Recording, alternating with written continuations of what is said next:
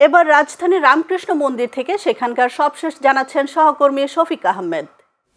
আজ বিজয়া দশমী। এই দিনে দেবী দুর্গা মহিষাসুর নামক অসুরকে বধ করে চলে যান স্বর্গলোকে অর্থাৎ কৈলাসে।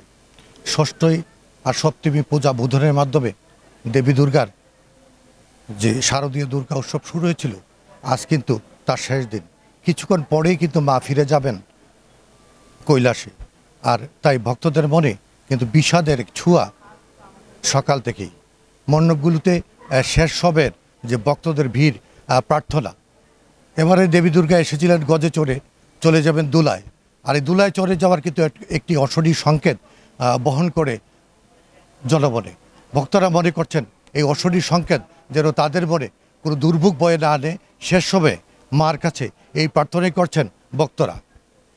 রামকৃষ্ণ মিশন থেকে শফিক আহমেদ, চ্যানেল এস, ঢাকা।